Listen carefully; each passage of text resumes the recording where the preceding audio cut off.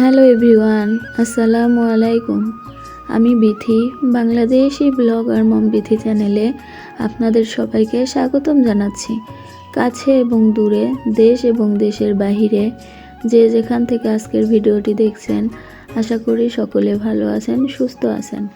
আলহামদুলিল্লাহ, আমরাও ভালো আছি। এইটা রোজার 2 দিন আগের ভিডিও। আসলে এই ভিডিও ক্লিপটা আগের ভিডিওর মধ্যে দেওয়া হয়নি ভুলবশত, সেই জন্য আমি আজকে আপনাদের সাথে শেয়ার করছি। এখানে কিছু রোজার ইফতারের জন্য বাজার করে নিয়ে এসেছে, সেইগুলো আমি এখন রিফিল করে নিচ্ছি, আপনাদের সাথেও শেয়ার করছি। আশা করছি আজকের ভিডিওটি আপনাদের কাছে খুব ভালো লাগবে। তো এখানে সরিষার তেল, মসুরের ডাল, তারপরে হচ্ছে খেসারির ডাল, বড়া করার জন্য আঙ্গুর, বুট, তারপরে খেজুর, এগুলা নিয়ে এসেছিল। আমি এখন সব একে একে এগুলো গুছিয়ে রাখবো। আসলে আপনার আগের ভিডিওটা দেখতেই পেয়েছিলেন যে আমি বড়ার জন্য ডাল, বুট একবারে সব রেডি করে রেখেছিলাম ফ্রিজে। তো আসলে ভিডিওটা পরে দেওয়া হচ্ছে, তার জন্য আমি দুঃখিত। তো আশা করছি ছোট ছোট ভুল আপনারা অবশ্যই ক্ষমা সুন্দর দৃষ্টিতে দেখবেন।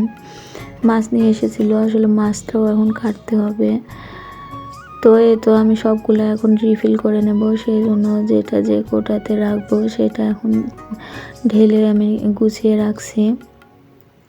আমার ভিডিওটির যদি কোথাও কোনো অংশ আপনাদের কাছে এতটুকু ভালো লেগে থাকে, তাহলে প্লিজ আমার চ্যানেলটি সাবস্ক্রাইব করে পাশে থাকার বেল নোটিফিকেশনটি অন করবেন। তাহলে যখনই আমি ভিডিও ছাড়ব নোটিফিকেশন পৌঁছে যাবে আপনার কাছে। আপনি আপনার সময় সুযোগ বুঝে আমার ভিডিওটি দেখে নিতে পারবেন। তো আমি তো এখানে ডালগুলা ঢেলে নিচ্ছি।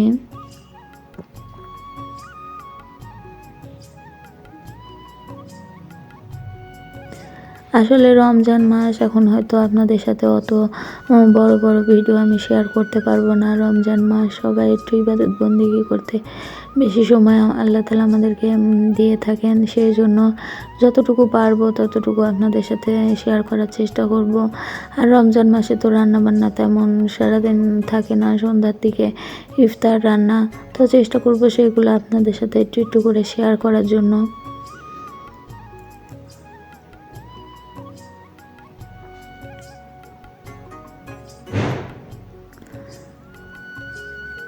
আপনারা যারা আমার ভিডিওতে এখনও পর্যন্ত একটা লাইক দেননি, প্লিজ আপনারা একটা লাইক দিয়ে ভিডিওটি কন্টিনিউ করবেন।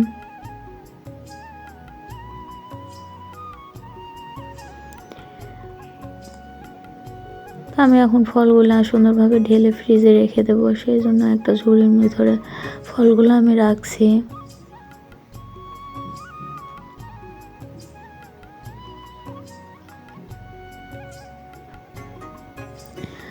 আমার প্রিয় আপুরা, আপনারা ভিডিও দেখেন কিন্তু একটা লাইক দিতে চান না। আমাদের একটা ভিডিও তৈরি করতে অনেক বেশি পরিশ্রম লাগে, কিন্তু আপনাদের একটা লাইক দিতে তেমন কোনো কষ্ট হয় না। আপনারা যারা এই ভিডিওটি দেখে থাকবেন অবশ্যই একটা লাইক দিবে, আপনাদের সুন্দর মতামত কমেন্ট বক্সে জানিয়ে দেবেন।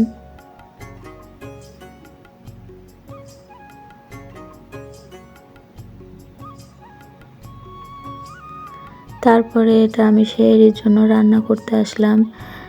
সেহরির জন্য আমি আজকে আলু দিয়ে মুরগির মাংস রান্না করব, সেই জন্য এখন রান্না করছি। আসলে এটা আমি হচ্ছে রাত 9টার দিকে রান্না করছি, আর সেহরির জন্য এটা রান্না করে রেখে দেব। শুধু মাঝরাতে উঠে ভাতটা রান্না করলে হয়ে যাবে। এখানে আমি মশলা নিয়েছি, পেঁয়াজ, তেজপাতা, যা যা মশলা লাগে সব কিছু নিয়েছি। এখানে তো মাংস আলু কেটে ধুয়ে নিয়েছি, ওখানে পানি রেখেছি, তেল নিয়ে এসেছি, মাটির চুলায় এখন আমি রান্না করে নেব। আসলে মাঝরাতে উঠে আমি ভাত রান্না করেছিলাম, তখন আর আপনাদের সাথে শেয়ার করা হয়নি।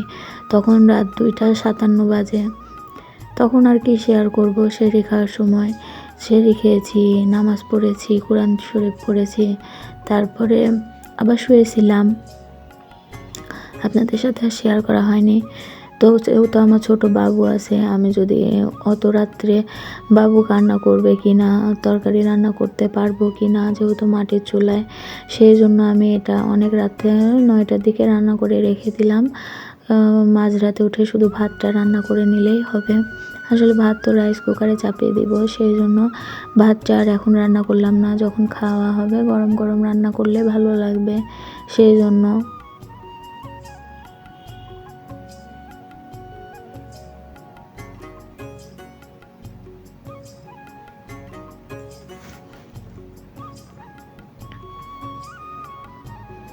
পেঁয়াজটা আমার ভাজা হয়ে গেছে, এখন আমি সমস্ত মশলা দিয়ে ভালো করে কষিয়ে নেব।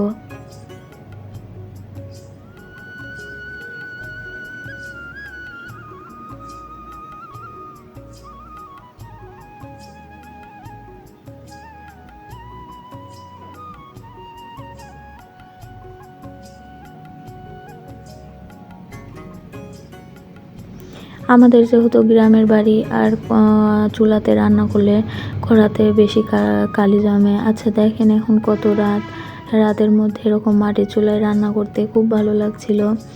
আর এই যে আমাদের কবুতরটা বসে আছে রাত্রিরে,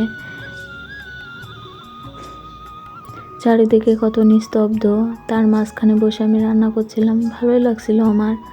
তো যে কথা বলছিলাম যে গ্রামে যেহেতু যারা রান্না করে তাদের কড়াই বেশি বেশি কালি জমে। আর আপনারা যে আমার কড়াইটা দেখেন, এটা আসলে ভাজাভাজি করতে করতে এই কড়াইটা এরকম হয়ে গেছে। এটা যতই ঘষা মাজা করেন না কেন, এটা ঝকঝকে হবে না। তো আপনারা মনে করতে পারেন যে আপুর কি একটাই কড়াই নাকি? না রে ভাই, আমি যেহেতু মাটির চুলায় রান্না করি তাই প্রত্যেকটা কড়াই যেন কালি না হয়, সেই জন্য আমি একটা কড়াইয়ে মাটির চুলায় রান্না করার চেষ্টা করি। আর যখন গ্যাসে রান্না করি তখন ফ্রাই প্যান বা অন্যান্য কড়াইতে রান্না করি। মাংসটা আমি সময় নিয়ে ভালোভাবে কষিয়ে নিয়েছি।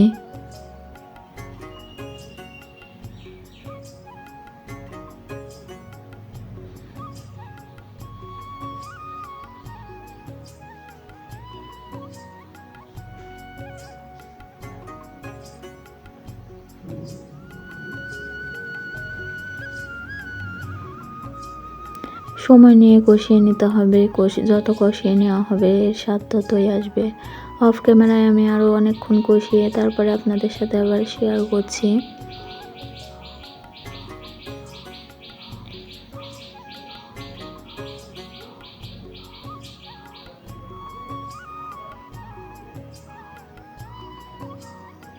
আমার হাজব্যান্ড মাংসের মধ্যে আলু খেতে পছন্দ করে, সেই জন্য কয়েকটা দেশি আলু দিয়েছি।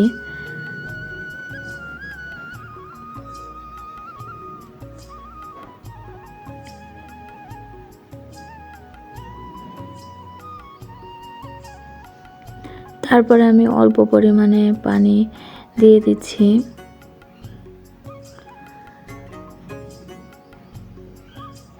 আমি ঝোলের পানি দিয়ে দিলাম। এখন আমি পানিটা আরও শুকিয়ে তারপরে নামিয়ে নেব। এটা আরও ফুটুক, এখন আমি ঢাকা দিয়ে রেখে দেব। আমি আজকের মাংসতে কাঁচামরিচ বাটা দিয়েছি, সেই জন্য কালারটা এরকম হয়েছে। এই কালারটা আমার কাছে অনেক বেশি ভালো লাগে। তারপরে আমার মাংস রান্না হয়ে গেছে, এখানে ঢেকে রেখে দিয়েছি, সেই সময় খাবো তার জন্য। এই যে আমার মাংসটা কত সুন্দর লোভনীয় হয়েছে দেখতে, তাই না?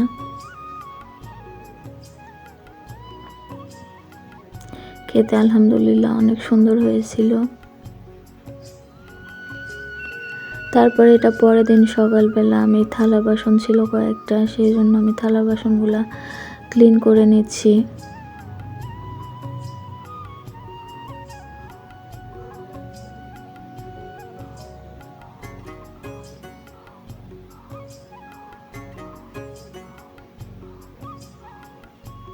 একটা মেয়ে মানুষের আসলে কাজের কোনো শেষ নেই, একটার পর একটা চলতেই থাকে। তবু আমার ভালোই লাগে, ভালোবেসে কাজ করলে আসলে সংসারের কাজ কখনো ভারী মনে হয় না। আমি চেষ্টা করি সব সময় আমি ভালোবেসে আমার কাজগুলো করতে। আর আমাদের তো এই কাজ করতে তো হবেই। তাহলে বন্ধুরা, আজকের ভিডিওটি এতটুকুই। আপনারা সকলে ভালো থাকবেন, সুস্থ থাকবেন, সাবধানে থাকবেন। দেখা হবে আবার পরবর্তী কোনো ভিডিওতে। আল্লাহ হাফেজ। আসসালামু আলাইকুম।